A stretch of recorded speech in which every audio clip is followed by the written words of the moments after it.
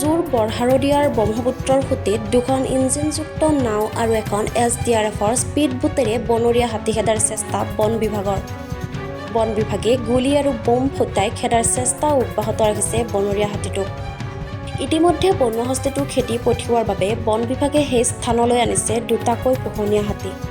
বিগত 6 দিন ধৰি হাজোৰ ভিন্ন প্ৰান্তৰ জনাঞ্চলত ঘূৰি ফুৰিছিল বনৰীয়া হাতীটো। ৰঙিয়াৰ বন সংমণ্ডলৰ DFO সানিজ চৌধুৰীৰ নেতৃত্বত চলিছে এই অভিযান।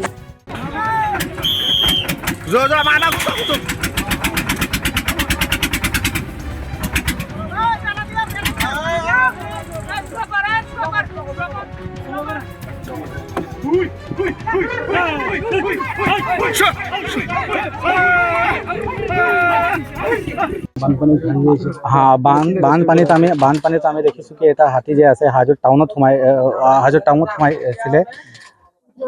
3 দিন হৈ গ'ল আমি অপাৰেশ্যন লৈ আছোঁ। আজিতো আমাৰ দুটা নাও আৰু 50 আমাৰ ফৰেষ্ট বিভাগৰ ষ্টাফ আছে। দুটা হাতীও আমি মংগলদৈৰ পৰা আনিছোঁ আৰু এটা ডাঙৰকৈ অপাৰেশ্যনো লৈ আছোঁ। মানে কি এইটো আমি খেদি কালি যে দেখিছোঁ কি হাজোৰ টাউনৰ পৰা এইটো 15 কিলোমিটাৰ আমি ব্ৰহ্মপুত্ৰা কাকে আমি আনিছোঁ আৰু আকৌ আমি ট্ৰাই কৰি আছোঁ কি য'ৰ পৰা আহিছে হাতী ইফালে আমি এইটো খেদি দিম। মানে এতিয়া ক'লৈকে পঠাই দিব হাতীটো খেদি কিনে? ব্ৰহ্মপুত্ৰা ক্ৰছ কৰাই দিম আমি। ইফালে কামৰূপ ৱেষ্ট ডিভিজন আছে, ইফালে আমি দেখিছোঁ কি ৰিজাৰ্ভ ফৰেষ্ট আছে। ৰিজাৰ্ভ ফৰেষ্টৰ ফালে হাতী ক্ৰছ কৰিছিলে, ইফালে আমি পঠাই দিম। মানে বন বিভাগে গুলিও ফুটোৱা হৈছে আপোনালোকৰ?